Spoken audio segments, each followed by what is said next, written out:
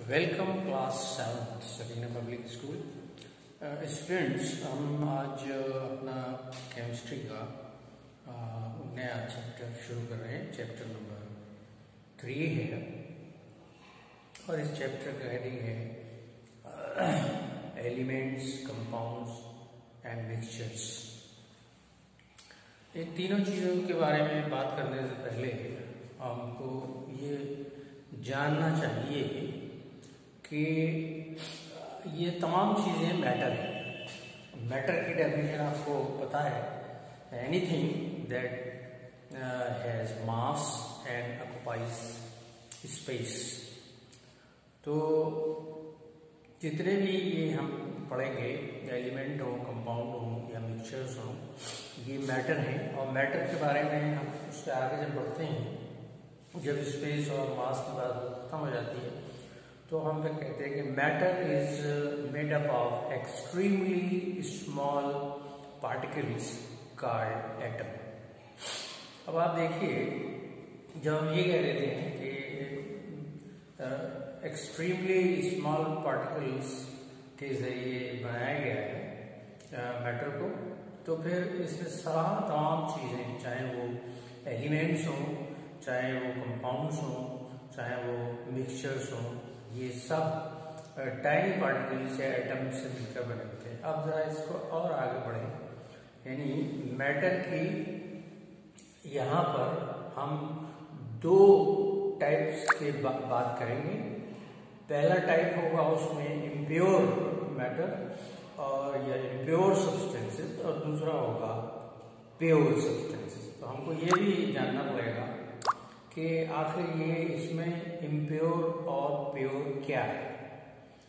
तो उसके लिए हम यूं जानें कि जैसे एलिमेंट्स हैं हमारे पास, एलिमेंट्स को अगर हम एनालाइज करते हैं तो हम देखते हैं कि एलिमेंट में जितने भी टाइनी पार्टिकल हैं, जिनका हम अभी जिक्र कर रहे थे, या एटम्स हैं, वो सब लाइक एक से, यानी किसी भी एलिमेंट में उसके तमाम बनाने वाले पार्टिकल्स अपनी प्रॉपर्टीज में बिल्कुल एक से होंगे, तभी हम कहते हैं कि एलिमेंट जो है वो प्योर है। लेकिन दूसरी तरफ प्योर में कंपाउंड्स भी शामिल हैं, और उसकी वजह ये है कि कंपाउंड की डेफिनेशन में हम जानते हैं कि दो बातें कही जाती हैं कि कंपाउंड जो है वो एक से ज्यादा एलिमेंट्स के एक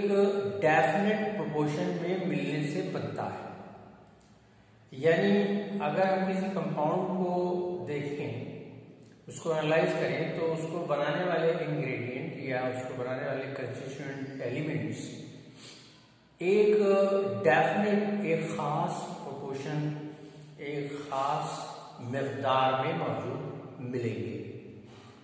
इसलिए, और हर जगह मिलेंगे उसी मिकदार में। जैसे अगर हम वाटर एक कंपाउंड है हाइड्रोजन और ऑक्सीजन का, जिसमें हाइड्रोजन और ऑक्सीजन की एक डेफिनेट प्रोपोर्शन पाया जाता है, तो ये वाटर हम कहीं से भी कलेक्ट करेंगे, we'll get the same constituent elements present in water, उसके मॉलिक्यूल में या कंपाउंड में, और उनका प्रोपोर्शन भी हमेशा एक सा ही होगा।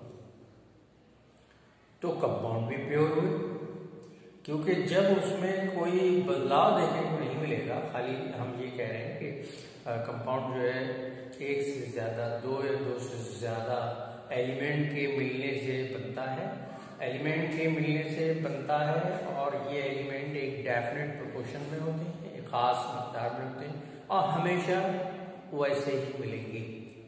तो फिर ये पता चला कि अगर ऐसा है तो फिर कंपाउंड भी प्योर हुए।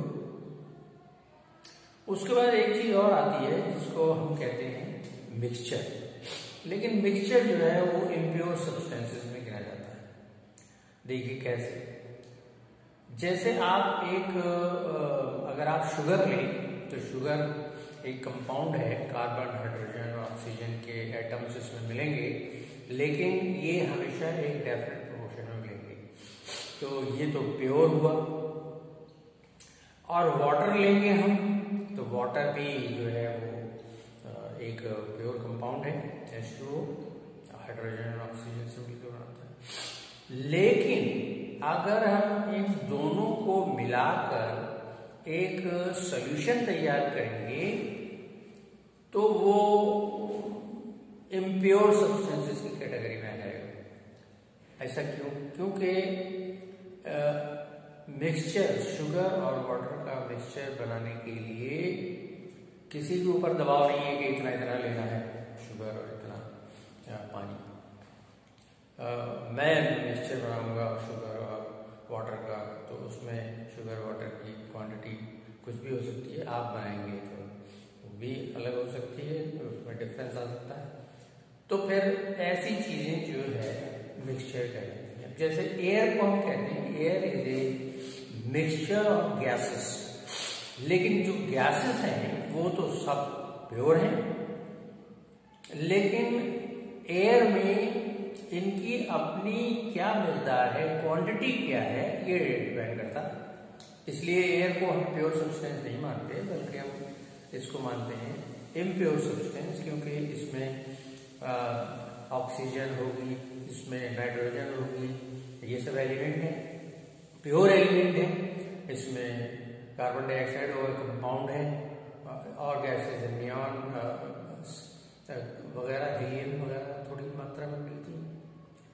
तो ऐसी चीजें जिनके अंदर उनके कंस्टिट्यूएंट एलिमेंट्स का प्रोपोर्शन हमेशा डेफिनेट ना रहे, वो मिक्सचर कहलाते हैं। एक और चीज मिक्सचर और कंपाउंड में हम समझते चलेंगे कि कंपाउंड को जिन कंस्टिट्यूएंट एलिमेंट, जो भी उसमें एलिमेंट हैं जिन्होंने बनाया है, उनके बारे में उनकी प्रॉपर्टीज हम उनसे बने हुए कंपाउंड में नहीं ढूंढ पाएंगे।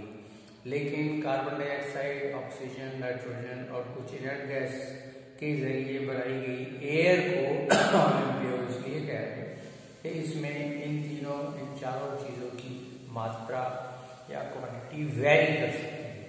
कहीं पर एयर ऐसी होगी जिसमें ऑक्सीजन अपने सही लेवल पे होगी 21%, लेकिन यही एयर अगर जरा ऊपर चले जाए एटमॉस्फेयर में 20 किलोमीटर, तो lacking oxygen in the atmosphere या एयर में, तो यहाँ पर भी ये प्योर सब्सटेंस नहीं बचा।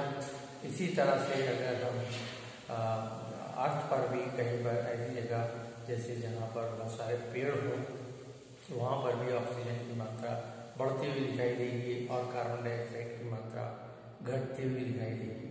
इस तरह से इम्प्योर सब्सटेंसेस में इनकी जो क्वांटिटीज हैं वो डेफिनेट